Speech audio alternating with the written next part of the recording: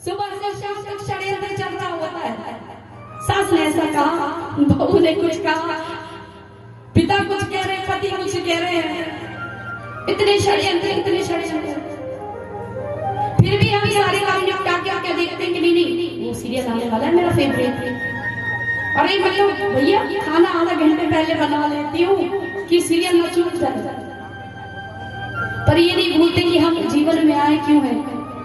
धन कमाना ही सब कुछ होता तो आप जैसे धनी लोग यहाँ पर बैठकर कथा नहीं सुन रहे होते। हम जानते हैं कि आप कोई साधारण नहीं है, किसी को धन की कमी नहीं है जो यहाँ पर बैठकर कथा सुन रहे हैं। वे जानते हैं कि तरने का मार्ग धन नहीं है, फिर भी इतनी श्रद्धा से आप बैठकर परीक्षा की भांति कथा सुन रहे हैं। अगर आपको ये समझ नहीं होती, जिनसे भी आपको ये समझ आई, ये कहे कि आपके पुण्य कर्मों का उदय हुआ है कि ईश्वर ने आपके चित्त में ये ला कर दिया है कि आपको कथा सुननी है। नहीं तो भी कितने लोग, ना जाने कितने लोग घर में सो रहे होंगे क्योंकि उनके चित्त में नहीं आया अभी उनके पुण्य कर्मों का उदय होना बाकी है। पर आप बड़े सौभाग्यशाली, सौभाग्य के लिए अपने लिए जोरदार ताली आप सभी बजाएंगे, कत्तर ध्वनि से अपने आप का स्वागत करेंगे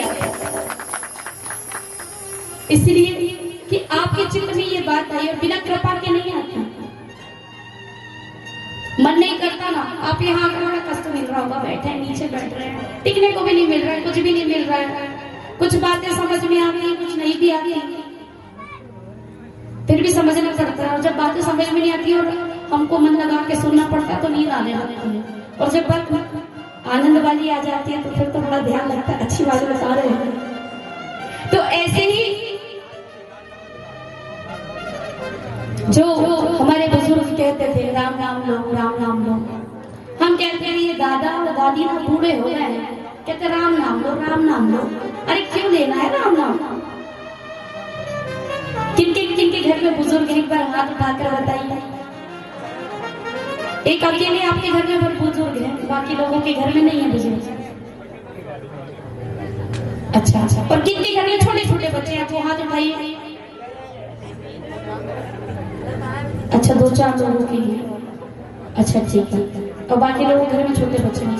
अच्छा, कितने लोग जो परिवार के साथ रहते हैं वो हाथ उठाइए। बाकी लोग परिवार में नहीं रहते, ऐसा भी है। ये तो बड़ी अच्छी बात है कि आप लोग अकेले अकेले रहते हैं। अच्छा, कितने लोग सचमुच कथा सुनने आए वो हाथ उठा दे सभी लोग। एक बार दिखा दीजिए कितने लोग कथा सुन रहे हैं, आ जाइए, क्योंकि ये भी आवश्यक है। जब हम कहें ना तब हाथ उठाइएगा ताकि यहाँ पे रिकॉर्ड हो जाए। क्योंकि ये जो आप यहाँ पर दिखाई दे रहे हैं तो पूरे हाथ उठाइएगा ताकि पता चले कि आप आए थे और यहाँ पर उपस्थित थे। कितने लोग कथा सुनने आए हैं, हाथ उठा करके बताए। बोलिए जय जय श्री राधे, जय जय श्री राधे। अब हाथ नीचे करिए, बड़ी अच्छी बात है।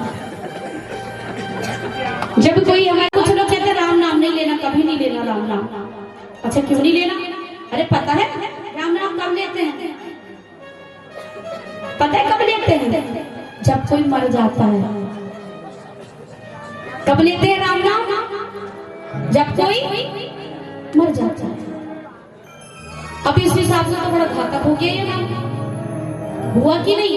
कि सोचिए जिस नाम को कब ले रहे, जब एक बार और घुमा दीजिए, जोर से बोलिएगा राम नाम। और सबसे यही, अब ये बताइए कि ये क्यों बोलते हैं? अच्छी बात है। अब ये पूछिए, पूछने का एक प्रश्न क्या है कि किसके लिए बोलते हैं, तो पूछिए किसके लिए बोलते हैं, पूछिए, अच्छा लगता है पूछते हैं। एक बात बताइए, जो व्यक्ति जा चुका है, भगवान के धाम भी पहुंच चुका है, क्या वो सुन रहा है? तो किनके लिए कहा जाता है राम नाम सबसे है?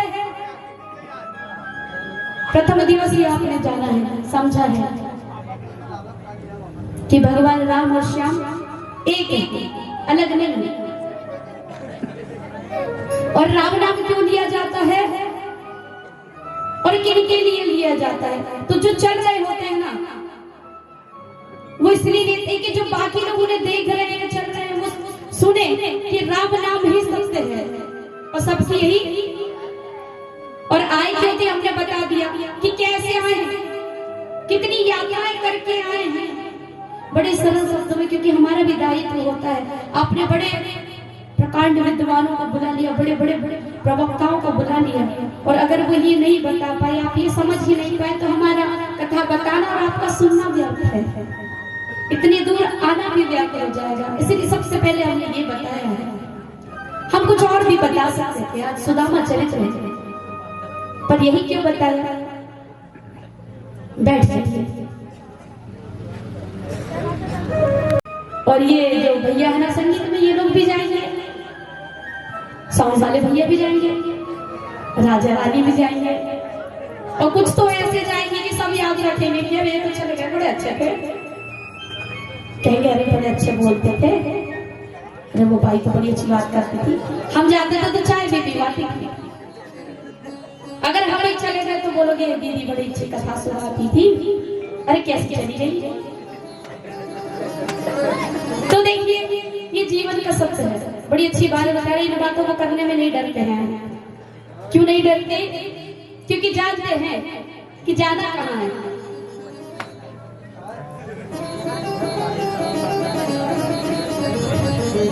और देखिए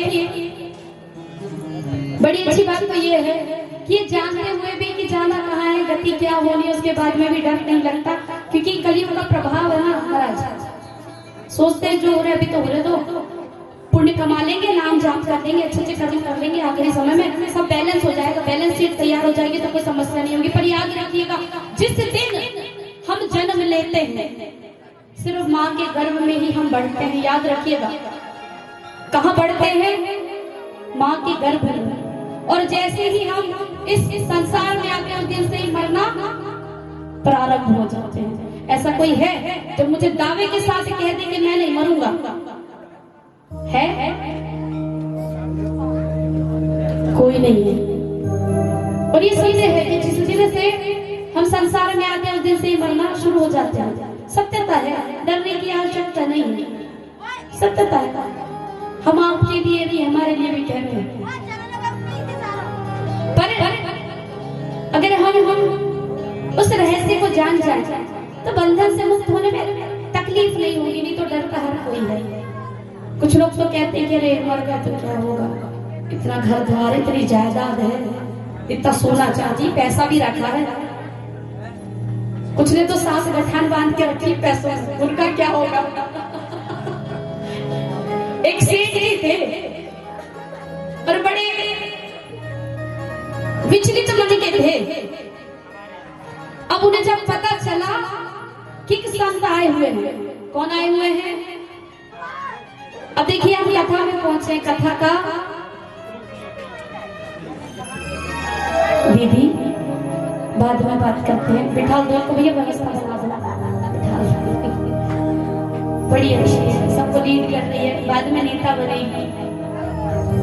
बैठ जाओ शांति से, शांति से। और जो मंच के पीछे कुछ बच्चे बड़ी आवाज करेंगे, भी शांत करा दें, क्योंकि माइक में बड़ी दूर तक आवाज जाती है। आप लोग कितनी दूर से आए यहाँ से? कौन कहाँ से आए एक बार बताइए जरा जोर से। कौन कहाँ से आया है? और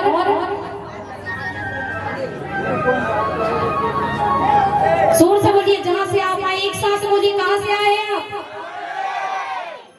अच्छा, तो जब हम कथा सुनाते हैं तो आपके घर तक आवाज आती होगी? आती है। तो इनकी भी आवाज आती होगी जो पीछे चिल्लाते हैं? हमें भी आती है, क्योंकि हम तो पास में बैठे हैं और ये माइक है, सब कैच करता है। और इनके माध्यम से हम टीवी पे चैनल में दिखेंगे। सनातनी बिटिया अपर्णा किशोरी जी, आप चैनल सब्सक्राइब कर लेंगे तो उसमें हम आपको दिखाई दे जाएंगे। या रुद्रांश राम रस कथा गंगा भी आप सर्च कर लेंगे, जो कि लिखा हुआ है, आप देख लेंगे तो उसमें भी आपको एक कथा लाइव देखने को मिल जाएगी। इसलिए बड़ी सावधानी से हमें वीडियो को बनाना पड़ता है, कोई गलती ना हो जाए, कोई त्रुटि ना हो जाए। कहानी सुनी है आपने? दादी नानी सुनाती थी या कब कहते थे कहानी सुनाओ ना, वो नियम है खत्म हो गया आजकल। कोई सुनाता है कहानी? नहीं सुनाता, नहीं सुनाता। चलिए आप सोच लीजिए कि हम कथा नहीं कहानी सुना रहे हैं, पर कहानी सुनने का एक नियम है। वो नियम पता है क्या है?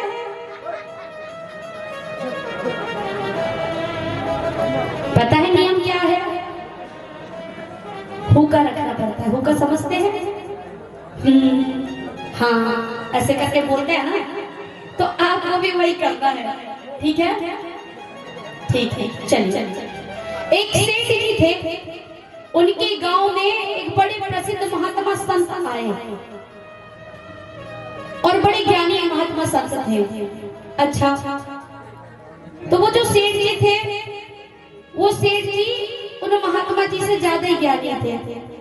किस तरह के ज्ञानी थे? मतलब ये कि हम वो सब जानते हैं पर मानना नहीं है। जैसे आप सब जानते हैं कि हमें करना है क्या और क्या नहीं करना, पर करते क्या है? जो नहीं करना चाहिए। हम कहते हैं कि जल्दी सो जाओ, मोबाइल मत चलाओ। आप क्या तो सो जाएंगे, थोड़ा सा तो मोबाइल चला लें। आजकल तो ऐसा है कि माता पिता मोबाइल लेकर के दे दे तो चौकीदार लगाने की आवश्यकता ना पड़े, मोबाइल लेके दे दें। लड़का खुद ही पूरी चौकीदारी कर लेगा रात भर मोबाइल देख देख के कि कौन चोर आया कौन नहीं आया। ये वाली चिंता तो खत्म हो गई। आजकल चोरियां होनी बंद हो गई है ना। हाँ, क्योंकि मोबाइल जो निकल गए हैं, एक अच्छी चीज हुई है मोबाइल के निकलने से। लोग जागते रहते हैं। चोर सोचता है कि मेरा कोई मोबाइल चला रहा होगा, अब चोरी कहाँ कर सकते हैं।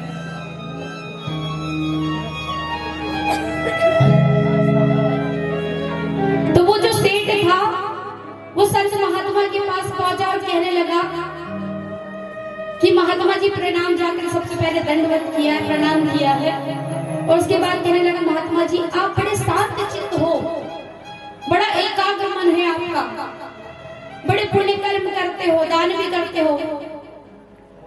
बड़े संत थे, बहुत पैसा आता था उनके पास, तो वो क्या करते थे? वो भी दान दे देते थे। कहते थे क्या करना है रख के, जितनी आवश्यकता उतना रखते थे और बाकी सब दान कर देते थे। तो वो आकर उनसे पूछते कि महात्मा जी मैं भी आपकी तरह बनना चाहता हूँ। क्या कहता है? हमने कहा था ना नियम है, तो जो हम बताए तो आप हमें बताइएगा। हाँ, क्या कहा उन्होंने कि मुझे आपकी तरह बनना है। क्या कहा? शांत चित्त, मतलब शांत चित्त मतलब एक जैसा चित्त हो जाए, मन एकाग्र हो जाए, मन भटके नहीं, और पूजा पाठ में मन लगे, दान कर्म में मन लगे। पर यहाँ तो मैं क्या बताऊं, सब उल्टा पुल्टा है। जैसे कुछ अच्छा करने जाता हूँ, मेरे अंदर एकाग्रता तो नहीं आती और उल्टा झगड़ा ही हो जाता है, किसी से भी लड़ पड़ता हूँ। कभी किसी की बातें बुरी लग जाती है, अच्छा ऐसा क्यों बोला इसने, मेरे को बात बुरी लग जाती है। और दान का क्या बताओ महाराज, अगर 1 रुपया भी इधर उधर हो गया ना तो रात भर नींद ही नहीं आती महाराज। ऐसा लगता है कि मेरा 1 रुपया चला गया, वापस कैसे आए, नींद उड़ जाती है हम तो से कि मेरा 1 रुपया चला गया। तो क्या कहते कि संत जी मुझे बताइए मैं क्या करूं। मतलब उसे इस बात की समझ थी कि मैं गलत कर रहा हूं, पर कर कुछ नहीं पा रहा था, अपनी आदतों से परेशान था, क्योंकि वो जानता था कि मैं गलत कर रहा हूँ, ऐसा नहीं करना चाहिए, गलत बात है, पर वो चाहकर कुछ नहीं कर पा रहा था। संत जी शांत बैठे रहे। वे जानते थे कि इसका करना क्या है। जैसे हमारा मन है ना, हमें पता है कि हमें करना क्या है, पर करते क्या है जो नहीं करना। पर संत जी जानते थे कि इन्हें ठीक कैसे करना है, ठिकाने कैसे लगाना है, इन्हें लाइन पर लाकर खड़ा कैसे करना है, कैसे लाइन पे लेके आना है। पटरी में बोलते ना, रेल पटरी में लानी पड़ेगी। होते हैं कि